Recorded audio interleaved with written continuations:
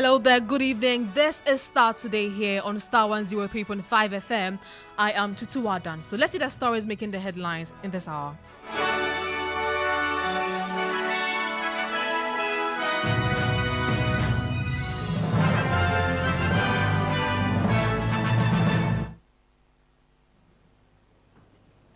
Coming up, former Director General of the Security and Exchange Commission, Dr. Anani describes Ministry of Finance's announcement of the release of the 1.5 billion cedis to locked-up fund holders as insufficient to address issues of affected investors.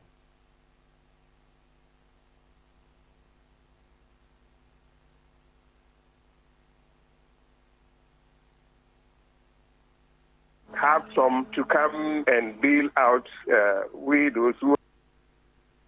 We don't have the figures, but I believe it cannot cover all the legacy issues, let alone have some to come and bail out those who are with these distressed financial institutions whose liabilities are yet to be revoked.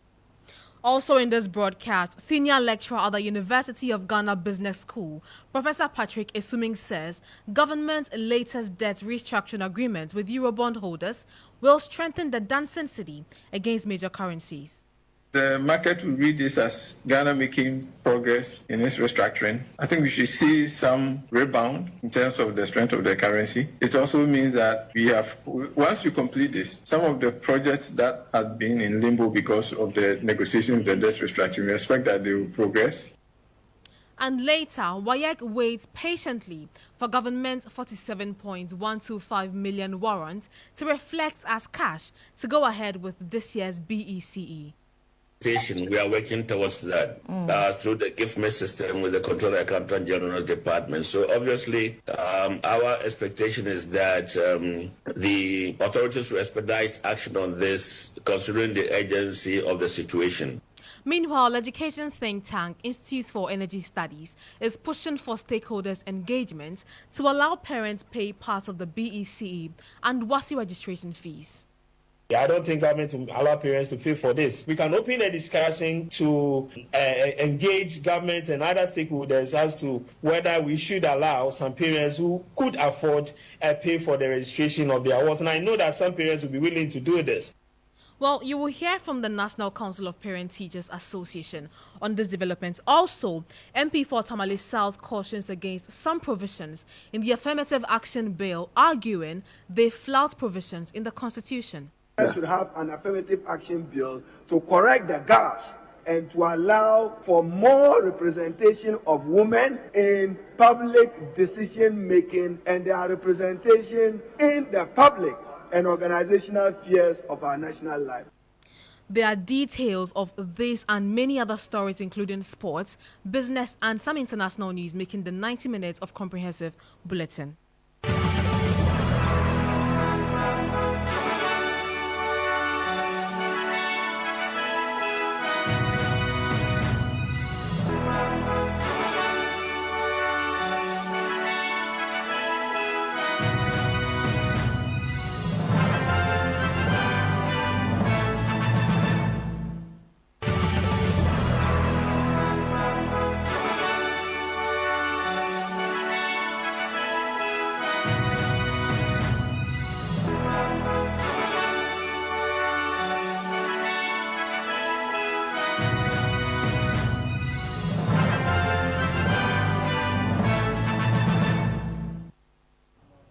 Thank you so much for...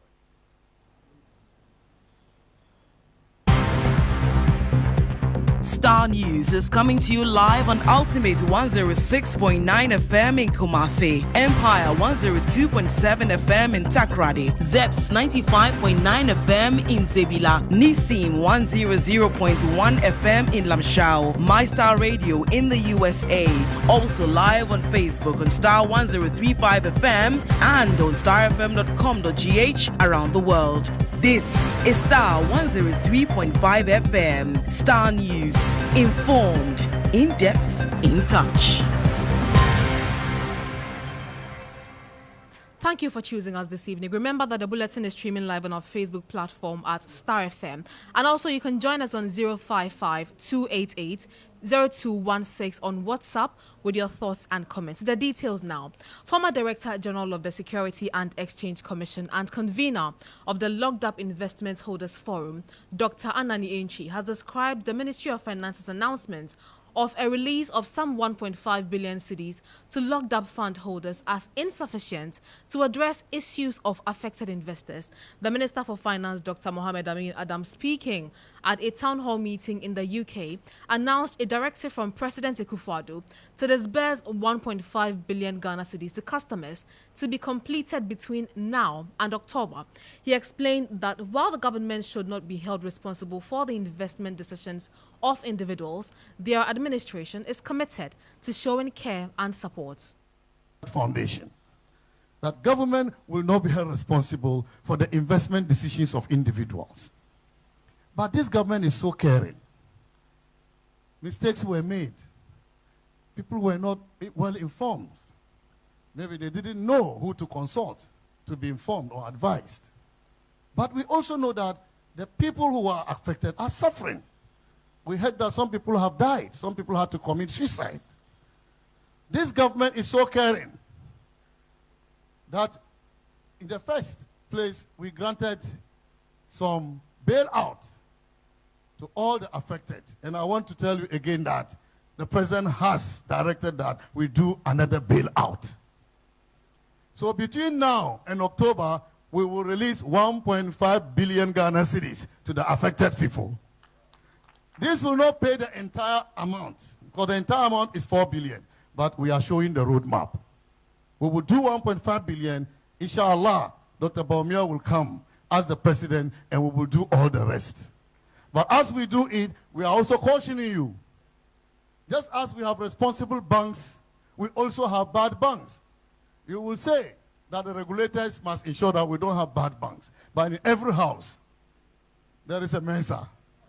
So we also have to watch out. We have to watch out. Let's study them. Let's assess them.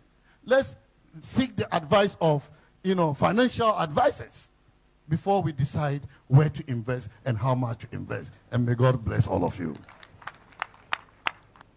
You just heard the Finance Minister, Dr. Mohamed Amin Adam. But Dr. Edu Inchianane is not happy. He spoke to my colleague Nade Tete on the Star Midday News. We don't have the details of what is being said. All that I have read is that the government is releasing 1.5 billion.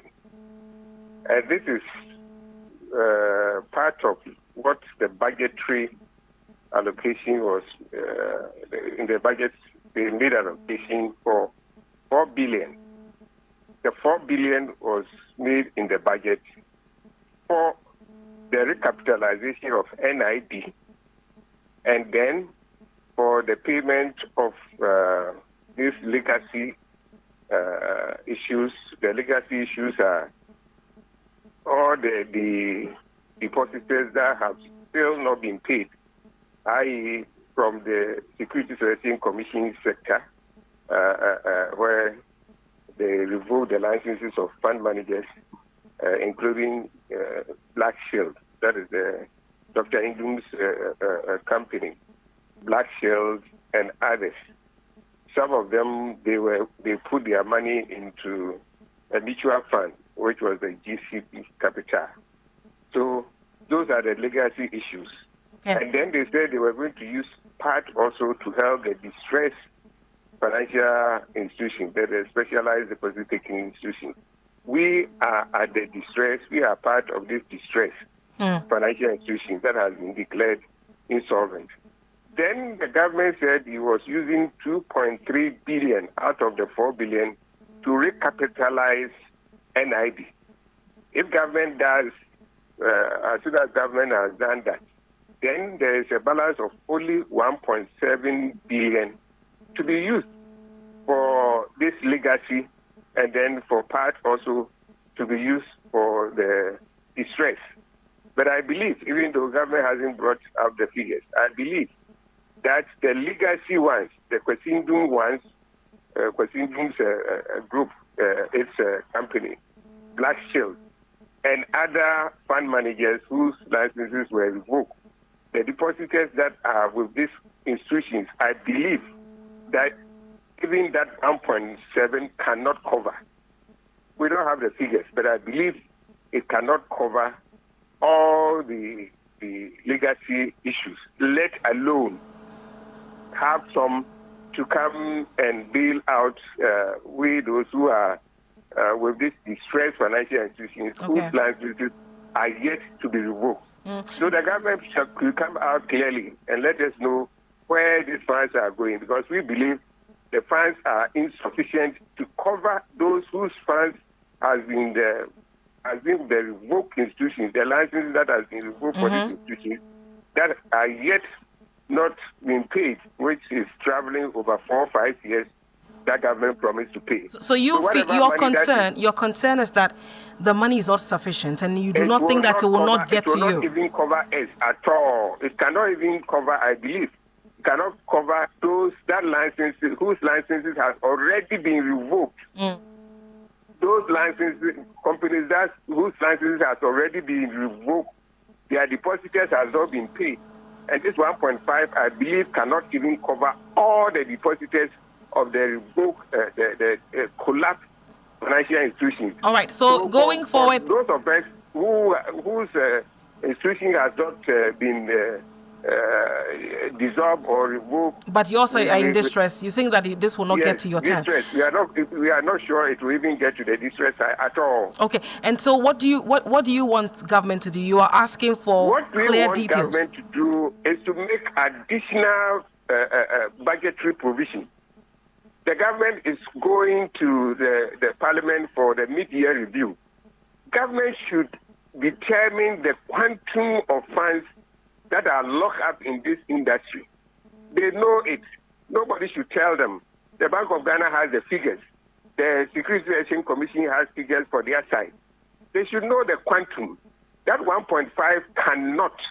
So they should make additional provisions in the mid-year review, the budget review, to cover every peso of local fund. Then we can say government is doing the thing that it has to do. But the 1.5 is woefully inadequate, and that was provided for in the budget.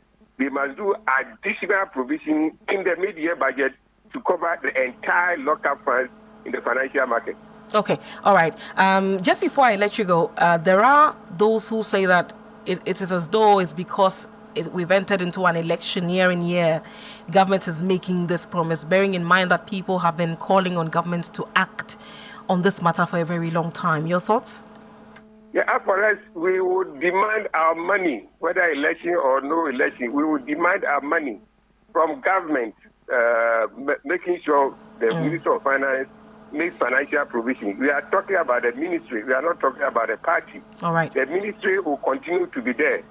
Anybody who is at the ministry will put pressure on the minister to make financial provision to enable the Bank of Ghana to revoke the licenses of these 4 insolvent institutions and pay us our deposit.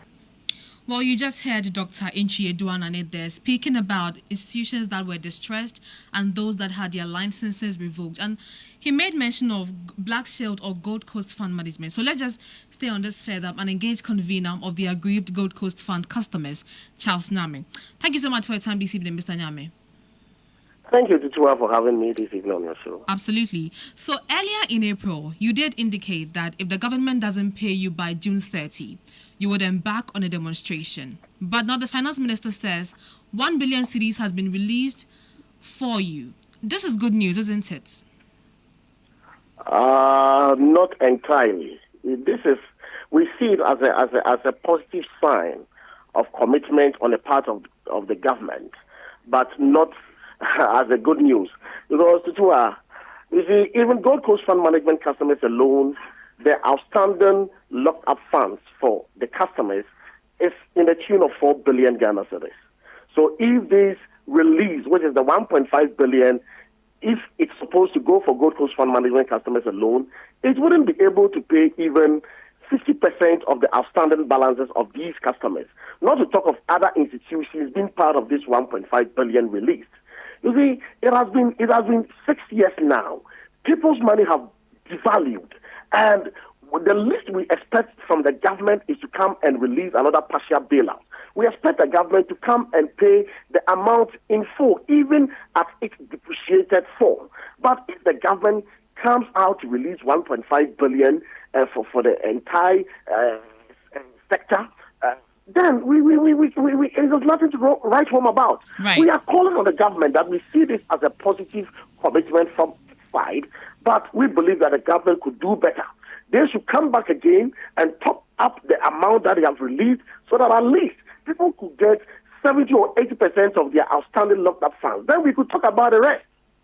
Right. Mr. Nyame, you say the government owes just Black Shield 4 billion Ghana cedis, but we know that somewhere in 2019, you were given some amounts of money on humanitarian grounds. How much were you given and how much are you still owed? Thank you very much. According to the figures of Securities Regulation Commission, that the regulator of fund management companies, per the figures that they presented at the parliamentary committee hearing back in March 2024, they indicated that the entire validated claims for Gold Coast Fund Management customers alone worth 5.1 billion Ghana cedis. 5.1 billion Ghana cedis. So back in 2019-2020, the amount that was paid was partial bailout. That is 50,000 for each investment, meaning those customers who have investment below 50,000 were paid off, and those who have investment beyond 50,000 were able to access only 50,000 of their investment, waiting for further approval in the budget. And these budgets were approved in 2021, and we expected the government to pay us in full since the budget was approved and the monies were raised. But the government has kept dragging its feet up to this moment. And so that's the amount. It was 5.1 billion. Now they've made some payments, remaining 4 billion. Right, Mr. Nyame, we know that, there was a legal tussle regarding the revocation of the Black Shield organization. What is the current status with respect to Bank of Ghana? In fact, we are not in position to be able to tell the current status of any legal matters that is going on between Black Shield or Group Indum with Bank of Ghana or with the Securities Regulation Commission, because we are not part of the suit, and we have no business to do with it. Though the government was citing the liquidation order suit as an excuse to delay payments for Gold Coast Fund Management customers, that is why we petitioned the Parliament. And we are still waiting for the Parliament to come out with its report and its findings after the investigation that they conducted. So we can say but a little of any legal matters that is ongoing in the court. Right, but let me just find out from you, until this legal tussle is resolved, how sure are you that you're going to receive your funds? In fact, you see, this is what the government always confused the public with. The government had the option to have chosen from these two routes to pay with the customers, either by bailout package, which is by the government's own discretion, or by liquidation order. The liquidation order, then the government should have resorted to the court to get orders from the court to sell the company's assets so that it pays the customers out of the sales they make from the company's assets. But the government said no, because he believes that these customers have invested in genuine institutions. And for that matter, the government also had the responsibility and oversight responsibility to have governed or monitored this institution, not to have misplaced or misappropriated these customers' investment. Because the government faulted on that grounds, the government decided to go by a bailout package by voting money or allocating money in the budget, seeking parliamentary approval. Then it pays the customers. Then after that, the government can pursue the company and sell its assets to get the money back to government chest. And that is the route the government opted to choose. That's the bailout package. So we can't understand why the government then made a U-turn to confuse the two. Because these monies have been allocated in the budget, it has been approved, it has been raised. So why then should you wait for whatever case that is going on in the court? Then you should have waited for the case to have completed before you you allocate these monies and pay the customers, but you have gotten the money, the approvals, you have raised the money in one hand, then you tend to use one hand to point us back to the court case that unless these court cases are exhausted, this has been the bone of contention between we, the customers, and the government. And we have stood our grounds for the past years, and we petitioned the parliament. So we believe that as of now, if the government had come out to announce this bailout package, then it suggests to us that the government has found reasons in our argument that the government cannot confuse both the liquidation order and the bailout package. And for that matter, the government is sidestepping its grounds to pay us with this bailout package. Right. So the announcements for the disbursements of the $1.5 billion was Ghana cedis, I beg your pardon, was made over the weekend. Have you engaged members of your association? What are they expecting? Yes, we have our platforms where we share information. In fact, they are highly disappointed in the government, because they least expect the government to come out to announce any payment aside the full payment of their locked-up funds. My sister, it has been 6 years now. Government is not paying interest on these locked-up funds. So we have already lost about 75% of our investment value, for considering time value for money. And the least the government is to come out and pay it in full. So they are highly disappointed, and I'm afraid that these customers are going to. You'll hear from us very soon. Very soon. Thank you so much. Even though we accept the payment. Right. Thank you so much. Charles Nyame is the convener of the Aggrieved Gold Coast Fund customers, and you heard him there.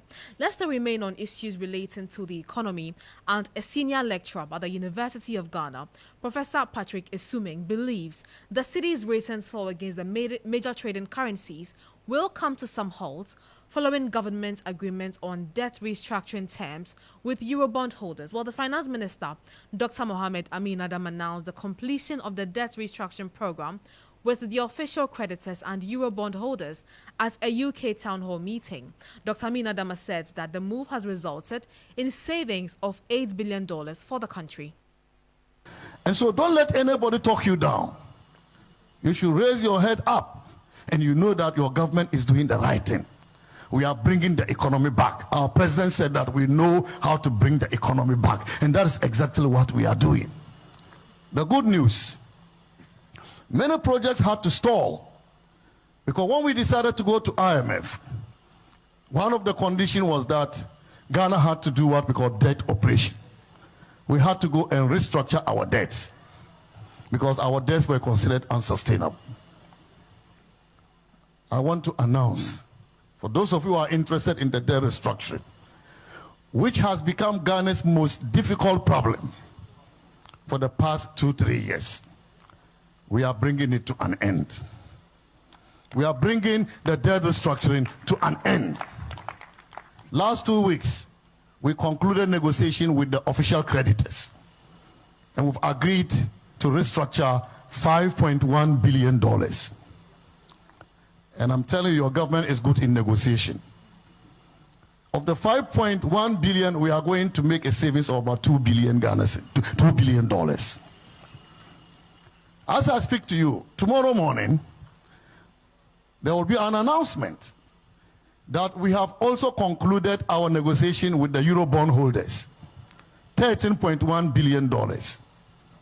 And ladies and gentlemen, when we announce it, please read the details. We have negotiated a good deal for Ghana that will save us $8 billion. All this money we will no longer pay. We will have to use it well. And so the president has decided that we will create a special fund like we did with HIPIC, so we can direct these savings to strategic infrastructure projects, so we can take our economy to another level. And wait until the announcement. The confidence in our economy is going to come back stronger, Because the world is no longer interested in investing in Ghana because of those debt restructuring. After tomorrow, it will be a different story. Watch the cedi to the dollar after tomorrow. Watch the cedi to the dollar after tomorrow.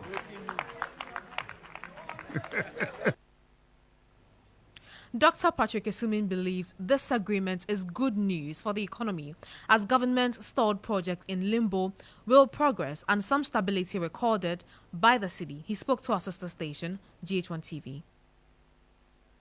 It's certainly good news. I won't go so far as to say this is the news we are waiting for, but I think ever since we went to the IMF program and it was declared that our debt was not sustainable, the debt restructuring has been a big part.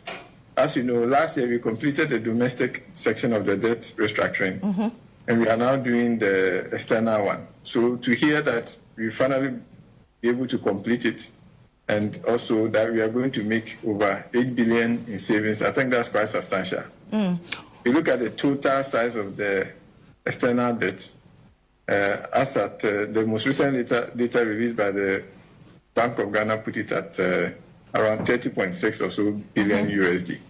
So if you save 8 billion out of that because of the debt restructuring, I think that's quite substantial. What does this mean for our city then, the performance of it? I think to the extent that the market will read this as Ghana making progress in its restructuring, I think we should see some rebound in terms of the strength of the currency. It also means that we have, once we complete this, some of the projects that had been in limbo because of the negotiations of the debt restructuring, we expect that they will progress. So while it does not necessarily mean more dollars are coming, it means once we make savings, it means some of the dollars that we have to pay, we are not paying. And all of that should be able to help strengthen the city. Now, will this impact in any way the third tranche you're waiting for of the IMF bailout?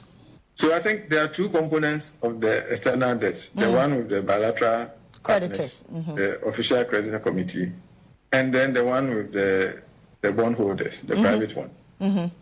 To the bilateral one, we were told that we had an MOU just about 2 weeks ago. That was needed before the IMF board will approve the second staff level agreement on the second review. So that part definitely had an impact. But we had known that already. This particular announcement confirms that we have completed the process with the private bondholders. You just heard Professor Esuming there, but let's get some clarity on this latest announcement, and my colleague Edem Kojo joins me in studio for more. So Edem, in this announcement, we hear the minister speak of some $5.1 billion. At a point, he says $13.1 billion, and even mentions $8.8 billion. What does it mean? Okay, Vanessa, the debt restructuring is actually a process we've been at for nearly 2 years. If you remember, when we first went to the IMF in 2022, somewhere May, that we're going to consult them. By December 15th, government had announced that it had suspended some number of external debt payments. So we're not servicing our debt. And the debts are usually in categories. So we have the domestic debt, where people borrow, where government borrows from the treasury bills and from the interbank through bonds. We have what is called the official creditor, so multilateral partnership. So Ghana can go and borrow from, say, France, can borrow from China, can borrow from the US, those countries. Then we also had the introduction of what became known as the Eurobonds. So international investors would go and buy bonds. So Ghana will issue bonds on the international market, and anybody who wants to invest would loan Ghana some money and Ghana will pay back some interest. So these were the three levels that we were operating with. We managed to clear the domestic debt restructuring hurdle somewhere in 2022 and did over 100 billion Ghana cedis around that time. Then we were supposed to have finished our external debt restructuring somewhere last year in order to gain some amount from the IMF. That's the second tranche of the IMF. So they gave us the first 600 million. They gave us under 600 million earlier this year after although we failed to meet that part of the deal. So last year, we're supposed to have gotten an MOU with the official creditor committee, which was made up of France and China as co-chairs, and then the Eurobond. So thankfully, somewhere last 2 weeks thereabout, we announced that we had reached an agreement to restructure 5.1 billion. So that $5.1 billion was with nations, which is the official creditor committee, China, France, the UK, and some others. However, there was the Eurobond, which was with private investors of $13.1 billion. So that is what, after nearly 2 years of negotiations, we finally got an announcement from the Eurobond holders last night. So this is what the finance minister was speaking to. Then there's a question of what then is going to happen to our cash flow. So he mentions an 8 billion, and that is where it gets tricky. So first of all, the Eurobond holders have had to take what we call a haircut. So remember the haircut conversation somewhere also in 2022, where at the end of the day, people had haircuts not on their principal, which is the amount they invested, but they got haircuts on their interest. So if you were eligible for, say, 10% interest, people were reducing their interest to as little as 5 to 9%. Now, with the Eurobond holders, they actually received a haircut on their principal. So if you invested, say, $1,000, at the end of the day, your principal has now been revised to somewhere around $630 thereabouts. And that is when interest is paid on. Also, what then also happened is that it is also contracted. So we moved some of our loan agreements from maturing in 2026 to as high as 2037. So these are some of the things that's coming. Now, the finance minister is therefore saying that by virtue of this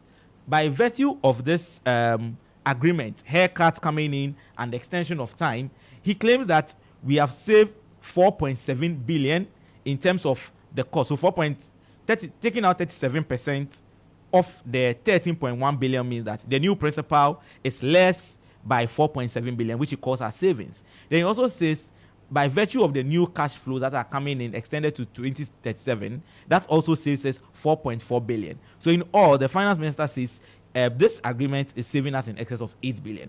As to whether that indeed is the case, I believe the economists will be the best people to speak to on this matter. Absolutely. Edem Kojo, thank you so much for those updates there. Now let's go over the phone lines and engage research lead at GCB Capital, Courage Buti. Mr. Buti, thank you so much for your time this evening. My pleasure. Good evening. Good evening. Government has announced the restructuring of Eurobond. Is this good news for the country? Indeed. Well, yes, definitely good news, good progress. I don't think we have completed external debt restructuring as we are reporting. What they have achieved is agreement in principle, and it is maybe a major milestone that will trigger other processes. Just as a case in point, so that we all are cautious, Zambia reached this stage with Eurobond holders some time back, but then IMF again approved that yes, it meets the program requirements. But then at the last hurdle, where an important clause, the comparability of treatment clause, needs to be observed, it fell short there. The official creditors thought that the agreement did not meet that clause. That is exactly the point we are now. IMF thinks the agreement meets the requirements under the program. It is now up to the official creditor committee, and they will pass their comments after an assessment in the coming days. It is when they also certify that this agreement meets the comparability of treatment clause vis-a-vis what they did on the official side that we can say that we have effectively reached a deal. But even then, it is an agreement in principle. So now the government would have to go through the process of documentation and soliciting for Eurobond holders to tender their bonds. Remember, those in the committee are just about 55% of the total Eurobond holders. And so they would have to launch an exchange like they did for the domestic bond. And every Eurobond investor, or as many as want to participate and tender their bonds in there based on the terms that will be proffered. It is at that point that we can say we've concluded the external debt restructuring. So for now, it's a major milestone, an important one at that. That sets in other processes, but we are not close. We are not done yet. Right. So based on all of you've said, the minister claims we may be saving some $8 billion. Are we truly making savings? Well, according to the proposal, I see 37% haircut on principal, and I've seen some cash flow concessions made of about 4.4 billion in total. I know the IMF program assumed total external financing of about 14.9 billion within the 3-year period. Part of that will come from the IMF themselves. Part of that will come from the World Bank and other multilaterals. But about 10 billion is supposed to come from external debt restructuring. So if we are making about 8 billion in Eurobond alone, and official debt restructuring also will bring about some 2+ billion, yes, we look to be getting there. But we would have to formalize all these. At this point, there are proposals that have been assented to.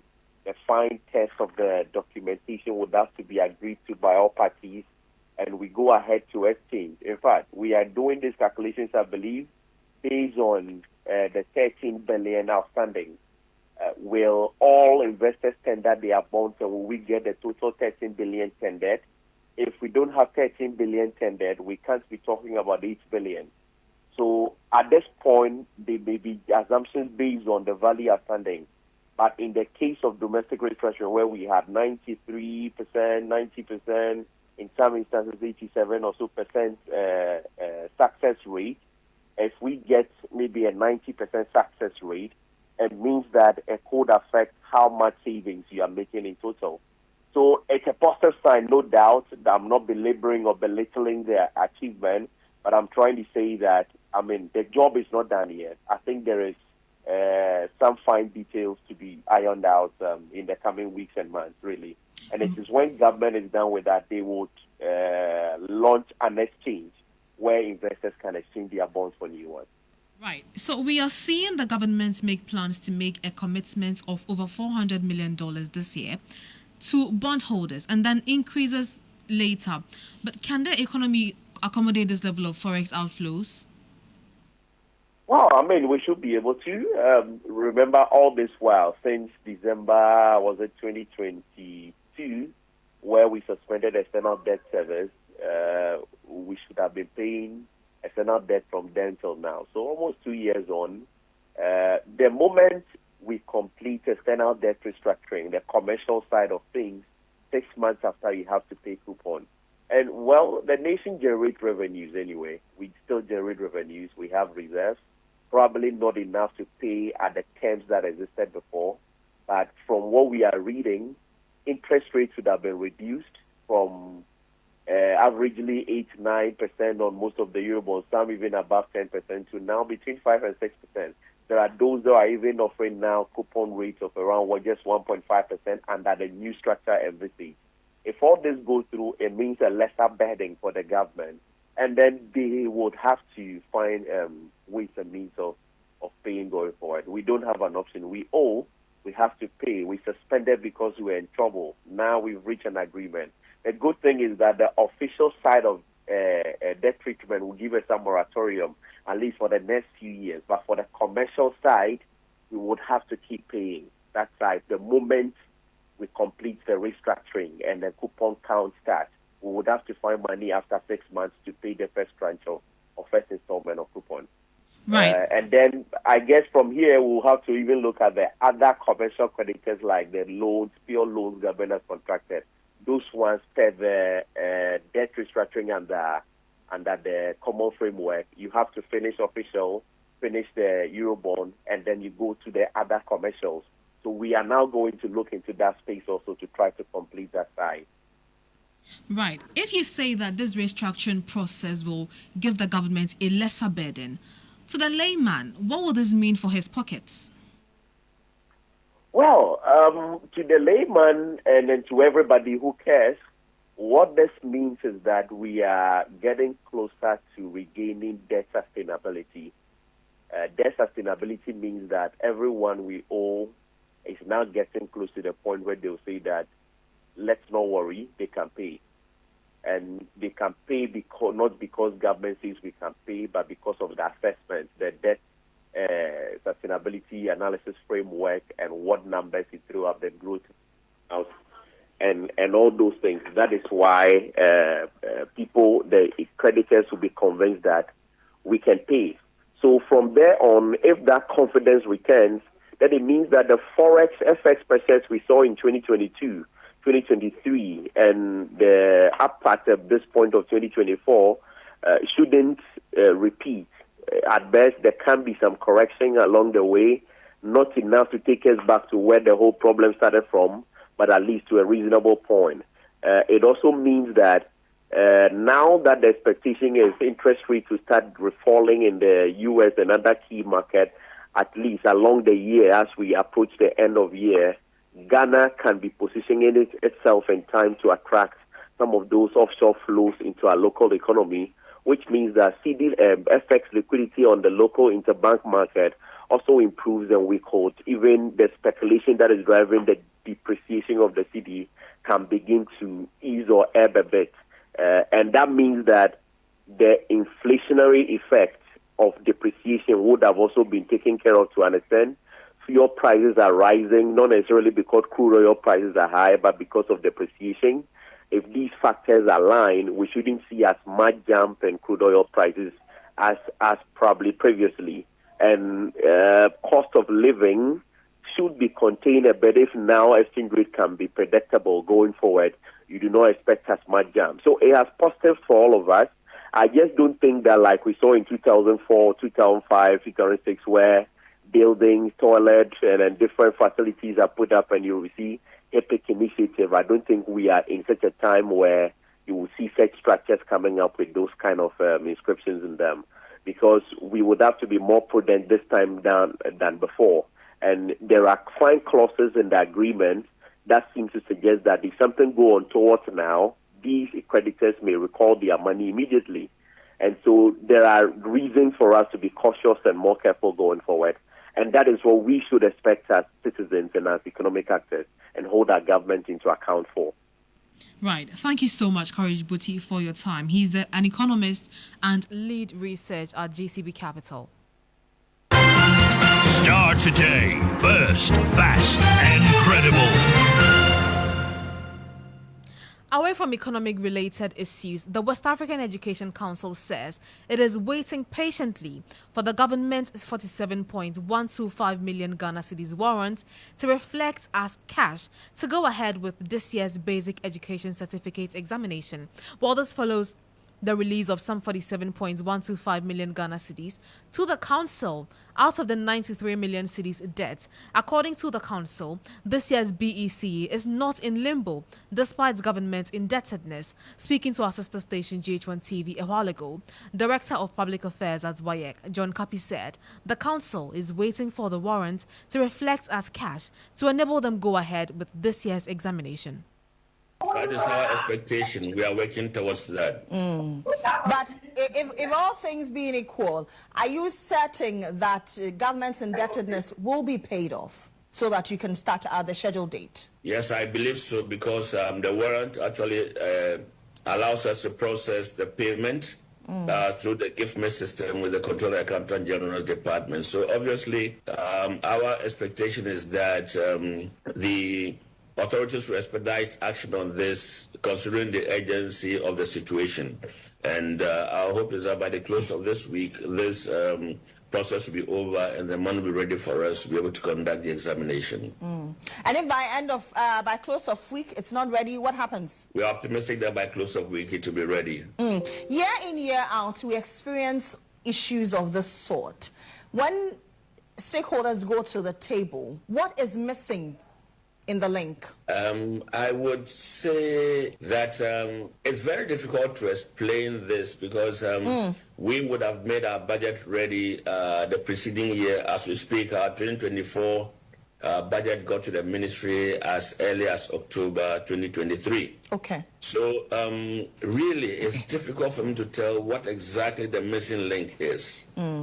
But what has been the communication from the ministry since you submitted your budget in October 2023? Well, there have been meetings held between the minister and the head of office as well as the director of finance.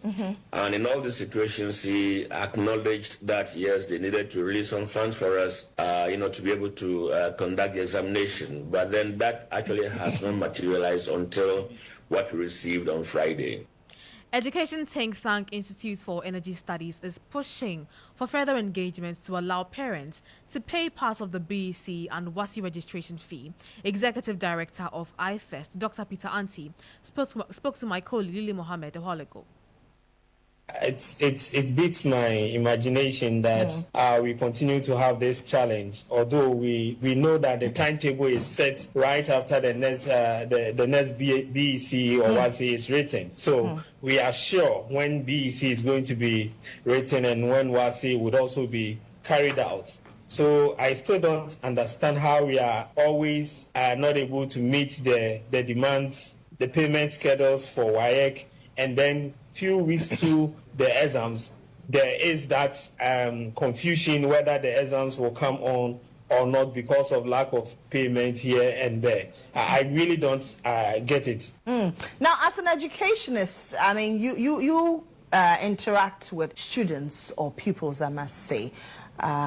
What does this do for them as they are heading into? This is a make or break examination. It's a crucial examination that ushers them into the next phase of their lives. Yes, I think the uncertainty is definitely not good, but it does not lie on them to bother so much about whether they would be allowed to write the exams or not, especially when WAEC is indicating that the exams is coming on, and government is also showing commitment that it will find ways and means to ensure that the exams comes on. So to a large extent, they are not supposed to be bothered by the challenges that government is facing with WAEC. They are supposed to concentrate on their exams, prepare adequately so that they can pass the exams and move to the next stage of their education life. But of course, when you hear some of these communications, it becomes a little bit worrying in terms of creating some sort of uncertainty in the minds of the students, which they don't actually need at this time. Be allowed to offset some of these debts, parents who can afford. You know, that is a conversation that the government is not ready to have. Before this time, we know that parents used to pay for the registration of their awards in terms of whether WASI or BEC. A government took it upon itself to do these kinds of payments, and that is why I still do not understand why they still always have to wait till the last minute to create all these kind of uncertainties. I don't think that government will make it government will allow parents to pay for this. Let me put it this way: I don't think government will allow parents to pay for this. So we will still have to ask government to honor their part of the bargain and ensure that they give WAEC all the necessary funding to be able to write this exam. Of course, we can open a discussion to engage government and other stakeholders as to whether we should allow some parents who could afford pay for the registration of their awards. And I know that some parents will be willing to do this, but the problem lies at the doorsteps of government that have decided that they will not allow parents to have anything to do with the payment of the exams fee for WASI or BEC. So if they have taken this upon themselves, then I think that they need to make do with the promise that they've made and ensure that they release their money to WAEC as early as possible. They send their budget according to my good friend John, that they sent their budget somewhere last year. So why would you wait till last minute, almost 2 weeks or 1 week to write the exams, and still there's some sort of uncertainty surrounding these particular exams? I don't think it is good for the exams, and the earlier this is dealt with, the better it will be for all of us. You just heard Peter Anti, who is the Executive Director of IFEST, speaking to my colleague, Lily Mohammed. Let's stay a bit further on this development, as we've been joined by Public Relations Officer for the National Council of Parents Teachers Association, Felicity Ahafiano. Thank you so much for your time, Madam. Thank you for reaching out to us. Absolutely. Now, what do you make of the constant delay in the release of funds to WAEC for its activities? It's a concern, it's a stress on us as parents and on our children too, because they are in a dilemma. They don't know whether the exam will come on or not. They are just there, and it's not helping matters. It's not helping matters. Right. So, considering the government's huge indebtedness to WAEC, as a council, would you welcome the plans or the suggestions to support payments of registration fees? You see, as parents, we have been paying exam fees since time immemorial. The political parties came in and said they want to help, they want to do this without engaging, without any proper stakeholder engagement to really know what and what is involved. Though they have an idea, yes, they want to help, but then there are challenges in the system. Currently, as we speak, it's just one aspect that we are looking at. Now our wards are in Form 3. They have to write the exams. Time is not on their side. Now here we are faced with. Now what do we do as parents? We've been paying, and even in that, we still pay. And for now, if they ask us to pay, yes, we are ready to pay, but the payment plan has to be rolled out for every member to be able to pay. But it should be after the exams before parents can come in to see how best we can resolve the issues that they are having. Right, but do you consider writing to the government to propose the payments that is given back to you? That is a payment you've made earlier. If government engage us as National Council of Parent Teacher Associations, we would definitely engage our members and find the lasting solutions to it. In the past, we were doing 25% for public schools. Later on, we did 50% to 75%, and now 100%. And look at what we are experiencing. So if they call us onto the roundtable discussion, we will definitely look at it. But 2024, what CNBC, the time is just here. So we'll plead with WAEC to go ahead and find any other means to make sure that our work have their exams. But then as the agencies, they need to engage us, the three parties, the three stakeholders, we need to come on board and see how we can also come in to support. Thank you so much for your time this evening. Felicity Ahaifianyo is the Public Relations Officer for the National Council of Parent Teachers Association. Let's move away from education and do some health-related developments, as the management of Komfo Cheating Hospital in Kumasi has condemned the industrial action by some doctors at the oncology department, describing the exercise as bad faith. Members of the oncology department has announced an indefinite strike over broken equipment and delays to replace these equipment. According to the Deputy Medical Director of the hospital, Dr. Yao Parilabi, management has fulfilled all necessary procurement procedures to replace the broken equipment at the oncology department. He expressed surprise and disappointment that the doctors, fully aware of the measures taken by management, would still choose to strike over the issue. Addressing the media a while ago, Dr. Parik questioned the rationale behind the strike, suggesting that it is unwarranted and unjustified. So it is unfortunate that our colleagues, a section of our colleagues in oncology, have taken this action because we have shown them a lot of good faith. We have communicated with them. We've gone to them several times. We've had interactions at several levels. And if you look at this hospital and the various, I'll say, challenges that we've had, because the equipment and the structure are under a lot of pressure because of the numbers of patients that we handle. There have been so many other directorates who are waiting, or in the past, in the recent past, have been expecting equipment. Some have received the equipment, others are still waiting. And they've been patient.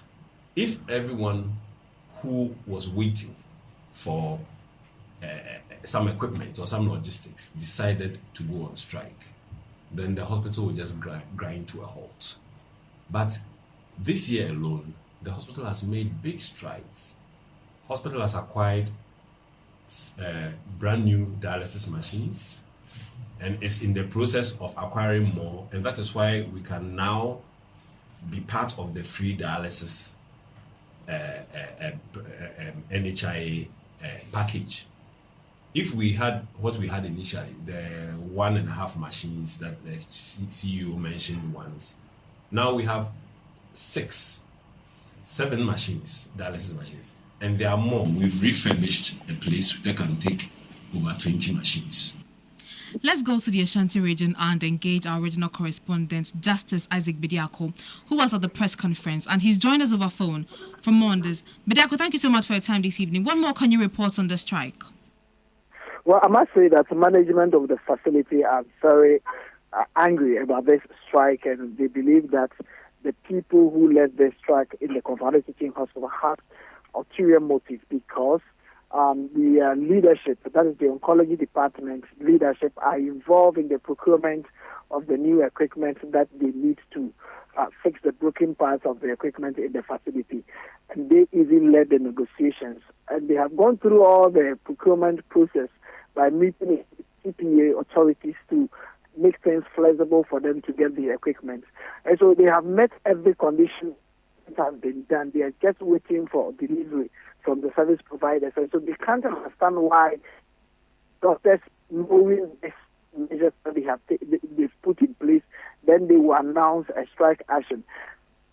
Even GMA Ashanti Regional Branch Chairman, that is in the person of Dr. Park Bedu, also invited the oncology staff, the doctors who are striking today. They refuse to appear before them to even answer questions. Management are angry, and information that I'm taking from the facility among some management members is that sanctions should be applied to these doctors because the decision that they took is not interest of the hospital. They are aware, and they describe it as an amount to sabotage. And so that's how some management are considering taking action against these doctors who went on strike today. Right, but did you engage any of the striking doctors, and what have they been telling you? Of course, I spoke to one of them on a condition of anonymity. He told me that they are fed up with management assurances. They keep assuring them that things are in the pipeline and they are not seeing any improvement on the equipment that they are working with. And that's how come they decide to go and strike today. And so for them, they are disappointed because they keep promising them and they are not delivering. That's why they went on strike. But other checks that I have also done from management is that even some of the things that they are attributing to management failure to procure them, they have not even tabled it before management of the facility. The chief executives and the board members of the hospital have not received such complaints from the oncology department. And so they describe it as surprising, and they think that some people want to sabotage management, and that's why they are embark on this strike. And so for them, if it's possible tonight, they will write to them to resume to work tomorrow. And if they refuse to do, what they are likely to do is to take other possible actions against the doctors. Bediako, thank you so much for your time. He's our Ashanti regional correspondent. Let's take to issues relating to agitations as the Nation Builders Corps, NAPCO trainees, have called on Dr. Bawumia to fulfill his promise by settling their outstanding arrears.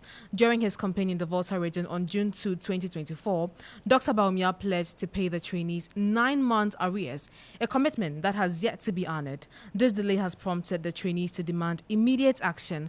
In a statement released, the coalition of NAPCO trainees expressed their disappointment and frustration over Dr. Bawumia's silence on the issue highlighted and the prolonged wait on the financial strain caused by the unfulfilled promise. Eric Nanatichi is the PRO for the coalition of NAPCO trainees. We worked assiduously, we worked relentlessly on an empty stomach for 9 good months. So after the expiration of the 1-year contract, we have had number of engagement with government to release funds to pay the arrears that have engulfed the scheme, and all have proven futile. As I speak to you, NAPCO beneficiaries are in a state of shock and starvation to death. Trainees are going through excruciating hardships. They do not know what the future holds for them. The situation of NAPCO beneficiaries is very pathetic, and it is a threat to our national security, where the vice president promised solemnly that his outfit will make sure to collaborate with the finance ministry and release funds to settle the arrears that have engulfed the NAPCO scheme.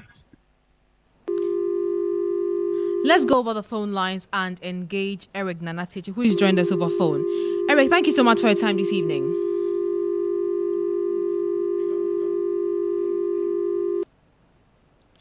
Eric, can you hear me? If you can hear me, thank you so much for your time this evening.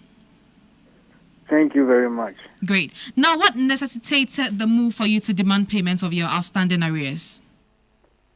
Thank you for the opportunity, and let me take this right set of circumstances to extend my greetings to your listeners and that of workaholic NABCO beneficiaries who worked so hard to contribute to the success of this country and were recruited back to their unemployed state. Amidst their contribution to the development of this country. Not long ago, the Vice President of Ghana went to Volta region as part of his regional campaign, where a sub-chief in the Volta region asked Dr. Mahmoud Bawumia when exactly NABCO beneficiaries who are owed by the government will be paid, because the NABCO scheme was established under the auspices of the Vice President. It was established under the office of the Vice President. So the chief took that opportunity to infer from the Vice President when NABCO beneficiaries would be paid. And the Vice President responded by saying that his office will collaborate with the Finance Ministry to release funds to pay NABCO beneficiaries. The arrears that we are talking about today is arrears that have been in the system for a while. The arrears have their roots in 2021 and 2022 respectively. So it is not arrears that just came up today or yesterday. It is arrears that have been in the system, arrears that the coalition of NABCO trainees have had number of demonstrations, have petitioned the Vice President on several occasions to add his influential voice for the payment of the arrears. We have also staged a number of demonstrations at the premises of the Finance Ministry that all the exercise that we embarked on did not yield any tangible results. And so, as the coalition, we found it very expedient to release a statement to remind the Vice President of the Republic of Ghana his recent promise that he made in Volta region to collaborate with the Ministry of Finance to settle the arrears that have engulfed the NABCO scheme. And so this release is particularly to remind Dr. Mahmoud Bawumia, the Vice President, to honor the promises that he made in Volta region to collaborate with the Finance Ministry to settle the arrears that have engulfed the NABCO scheme. Eric, you have made your intentions known about hitting the streets should the money not reach your account. Do you have timelines? When is that going to be? Yes, very well. You see, we don't want to believe that what the Vice President said is the usual rhetorics of him.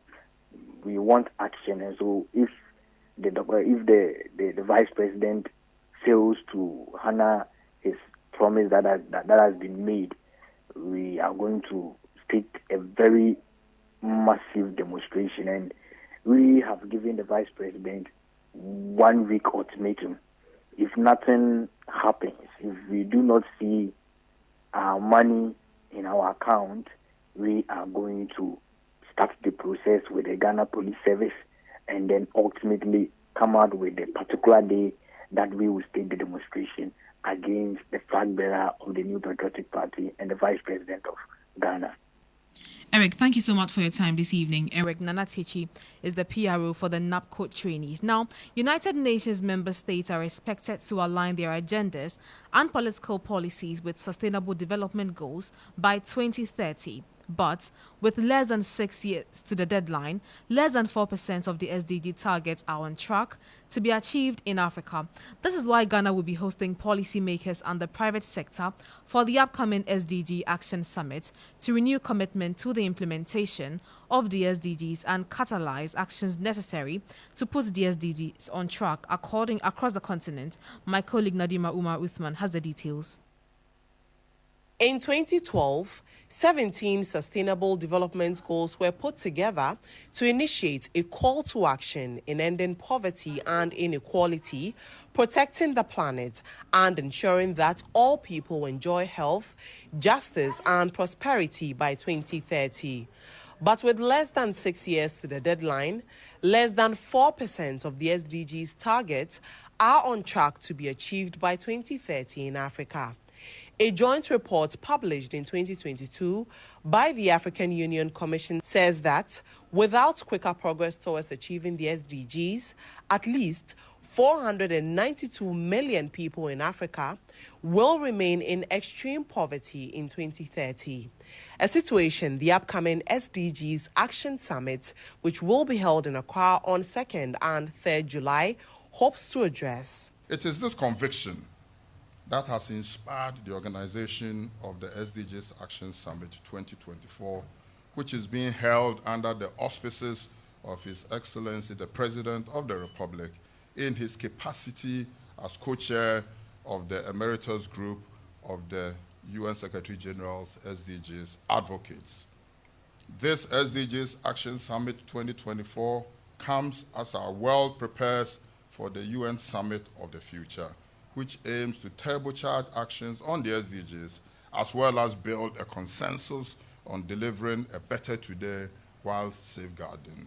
UN Resident Coordinator for Ghana, Charles Abani, also highlighted the need to center the conversation on achieving the SDGs on sustainable financing, particularly for low and middle income countries. And unless we can figure out how to bring new money to the table, if we just want to rinse and wash the existing pot, we know even from the 2020 reports that Ghana is missing $43 billion worth of investments that are required.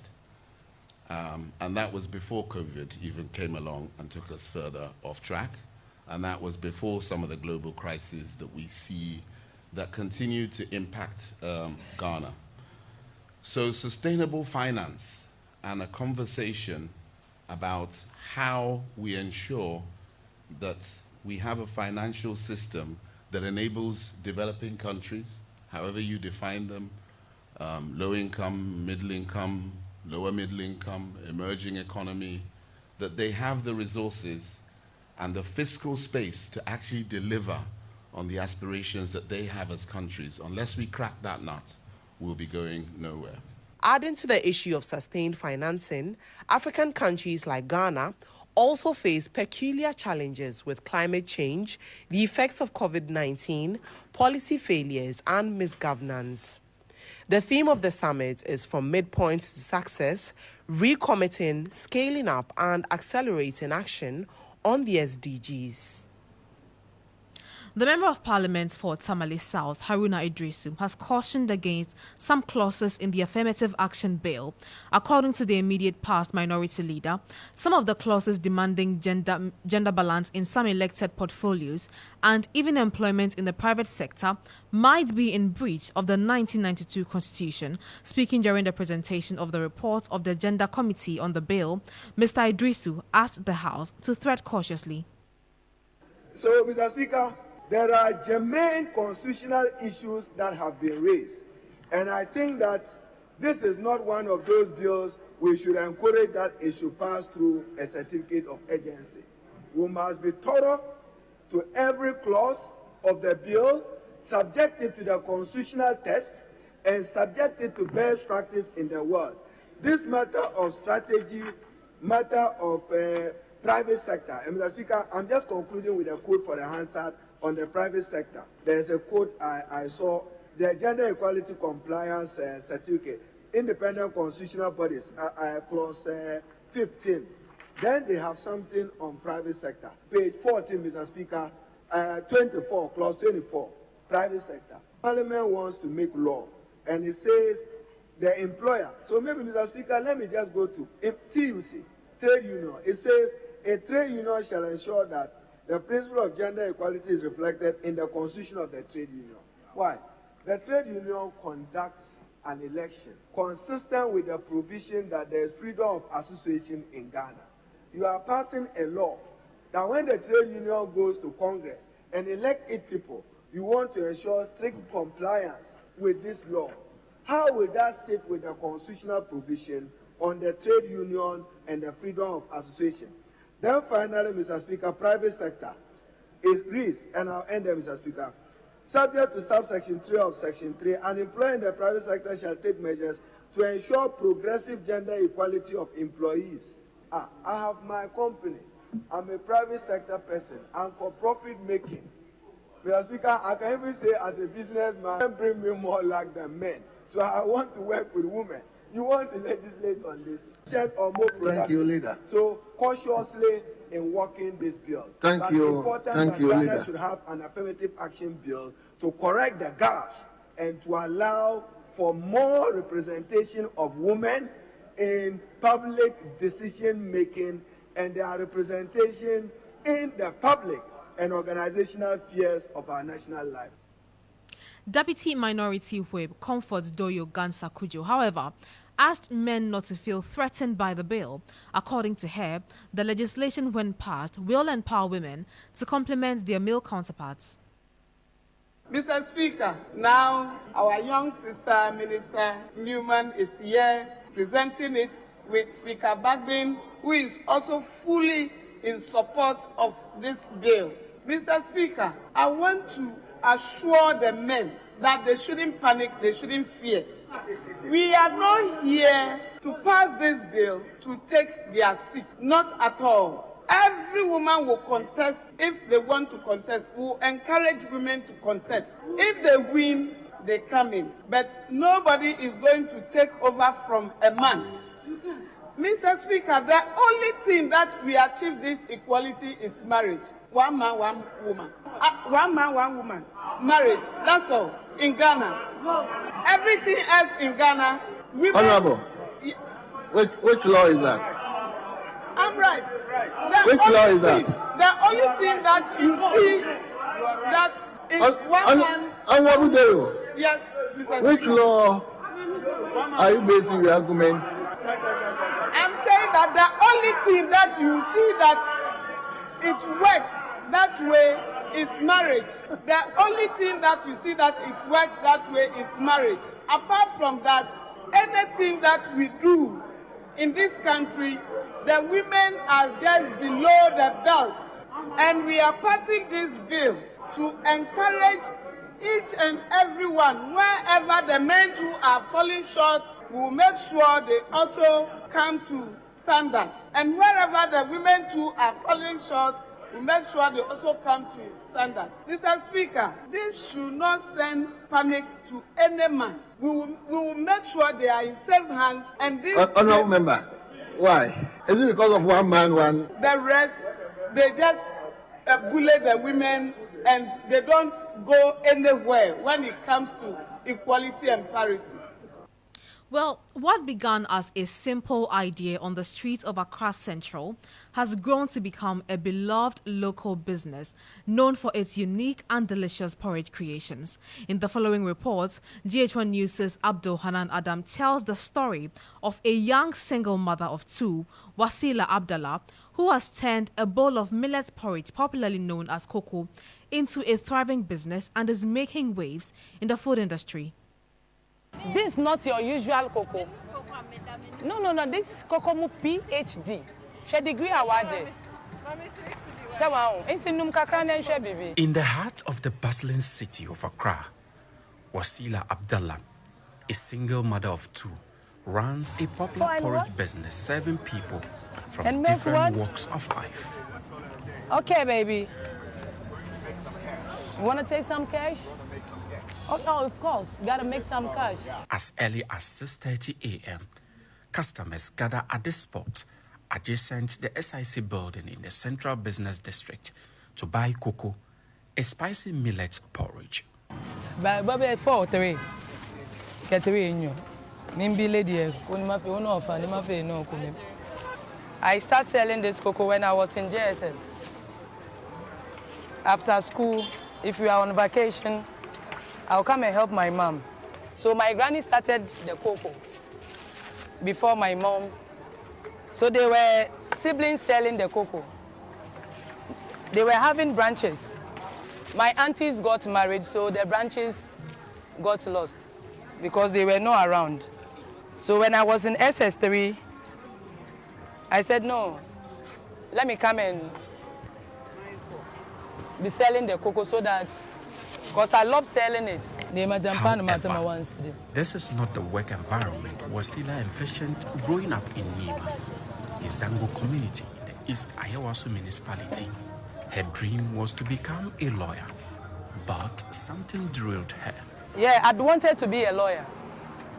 I'd wanted to, because that's my dream. I'd wanted to be a lawyer.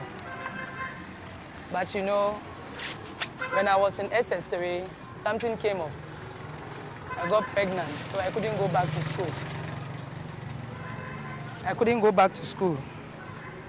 So I said, why won't I hold on to this business? Despite the setback, Wasila decided to take over the family business that has transcended 3 generations. She has taken the business to new heights. Mrs. Trinwagwan, you want to buy a cup? Okay. Extra sugar? She has become a sensation not only with her spicy millet porridge filled with the aroma of fresh ingredients, but also with her impeccable English, aura, and how she handles her customers with finesse. I sat down one day and talked to myself. I have no business aside this. So what will I do for my customers to be coming often? But you know what? There are some customers, they are very stubborn.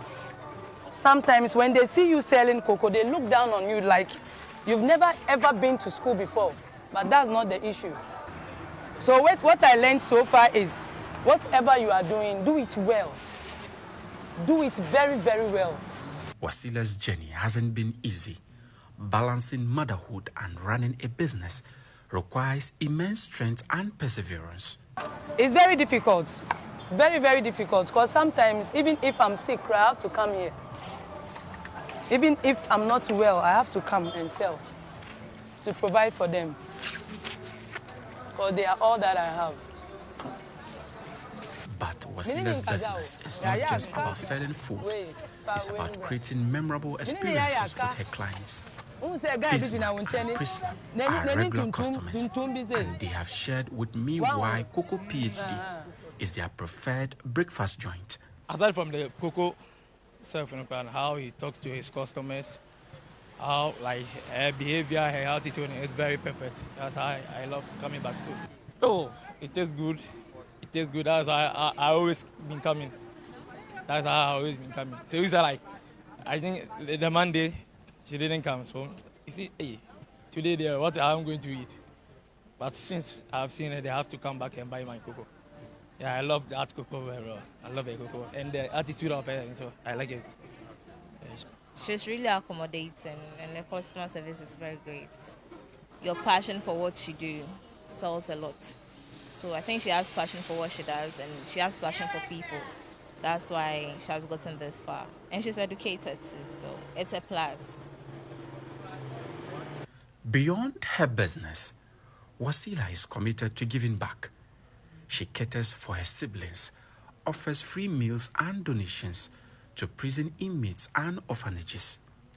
With time and enough resources, ambitious Wasila intends to expand her business across the capital city and export powdered cocoa outside the shores of Ghana. I've been doing powder, cocoa paste.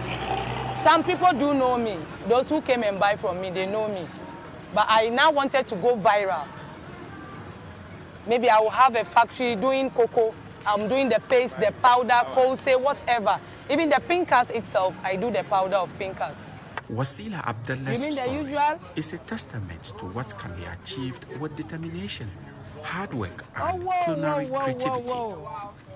That's For why many, they love you guys. especially her siblings and other dependents, she's a beacon of hope and an example of the power of perseverance. For Tutuwaa News, Abdul Hanan Adam, Accra Central.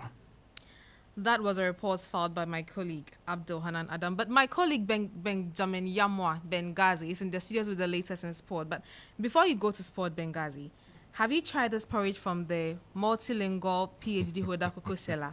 I would love to try it. I haven't as we speak, but from this, why not? I want to, one of these days, try it out and see how it tastes like. But I want to also ask you a question. Which or what is for you the most overrated food in this country? Fufu. Really? Fufu. How? I have my reasons. How? Fufu. I was thinking some tuzafi, some gobe. Fufu? I haven't tried tuzafi, so I can't say for a fact. Have you tried gobe? I have. That's my favorite. Gary and me. It's your favorite. And that is not overrated? No. Fufu is? Yes. For you? Wow. That's an interesting one. Anyway, now in sports, let's begin from the good news, which is from the the African Championship in Athletics, currently being held in Cameroon, where Ghana's relay team, the men, have won gold over Nigeria just some few seconds ago. The news came through. Ghana has won gold in the relay team for the men, and the women also picked up the silver medal, placing second behind Nigeria. For the men, Ghana was first, Nigeria was second, and that's some good news coming from Cameroon with the All-African or the African Championship. So it means second gold medal for Ghana after Rose Yabua Amwanima did it yesterday with a gold medal in the long jump. Good news now we have the 4x1 relay team of Ghana also winning gold for the Ghanaians at the ongoing championships. Now to some football news now. And the GFA has confirmed the dates for the Division 1 League Super Cup that will see 8 top teams from the Division 1 partake in the competition. The cup will begin from the 19th of July and end on the 13th of August, all to be played in Sunyani.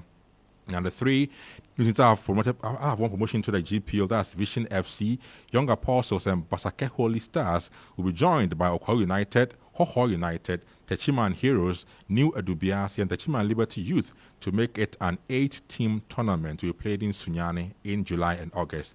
Tonight will serve as an early preseason for all the teams who have qualified for the Ghana Premier League. So this is an interesting piece of news, and the Black Stars captain Andre Ayew has called on government to fix the pitch at the Tamale Sports Stadium. The U20 World Cup winner Dede Ayew speaking after an all-star game held between Ghana All-Stars and Northern All-Stars in Tamale, asking holders to work on the pitch, which is currently in a very deplorable state. The game ended 2-1 in favor of the All-Stars, with Andre himself scoring a brace in the game. We have a wonderful stadium here, and I hope and pray that we'll be able to work on the pitch for it to be better for our teams who are here, RTU, Karela, Tamale City, and also the national team to have the chance to play and come back for the Northern people also to see us, because when we look at the stadium, it's a great stadium. But to put that aside, Andre Ayew is captain for the Black Stars of Ghana. And talking about that quality, the state of the pitch out there in Tamale, I can tell you for a fact that was an improvement of what you saw. What you saw the day you play on, that is complaining, is an improvement on that pitch from the last time I saw pictures from the same venue for games in the Ghana Premier League. Right. So have you seen the pictures yourself, Vanessa? I haven't seen the update on the pitch. What is the current state of that pitch? Have you seen the pictures of I saw the previous photos. Okay, yeah. So the current is supposed to be current and updated, and it means worked on. Is equally as bad as anything. So patches, which is of course still filled with sand.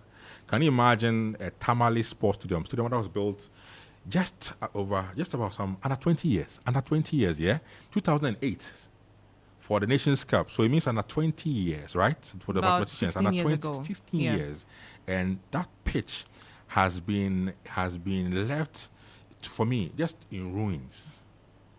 I do not want to talk about a Sipon Sports Stadium. Also a stadium which is about 16 years old in Ghana. I don't want to talk about the quality of the pitch and the stadium itself, the structure itself. One thing is key, how we maintain our stadiums in this country is just terrible.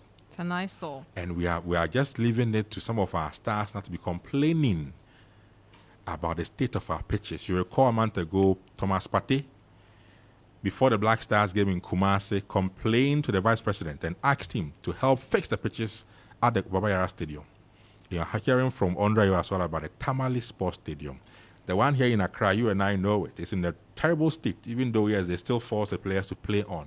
So there are issues. This weekend, to make matters worse, and I'll talk about this later on our sports program, there was a picture that came out this week about a church service being held at the Boteman Sports Complex, which was built for the African game just about some few months ago. The games have been over for some few months. And just this weekend, there are pictures of a church service being held inside one of the halls at the Boteman Stadium.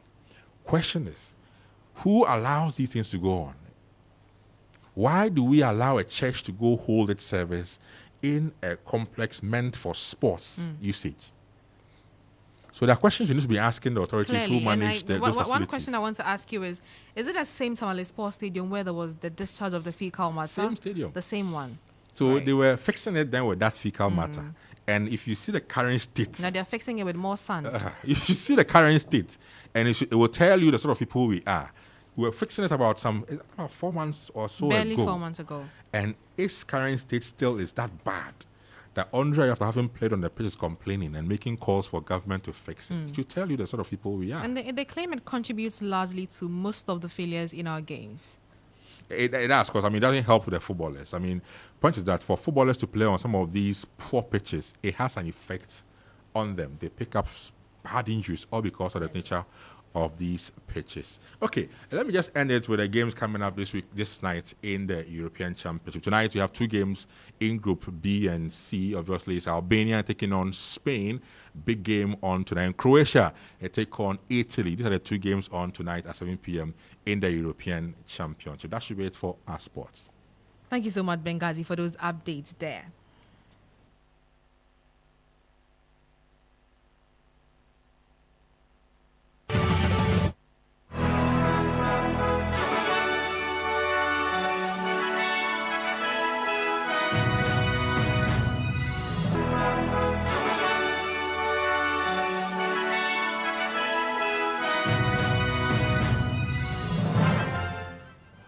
That's it for this edition of Starr Today here on Starr FM. For more news updates, log on to starfm.com.gh. I am Tutuwaa Danso. Have a good evening.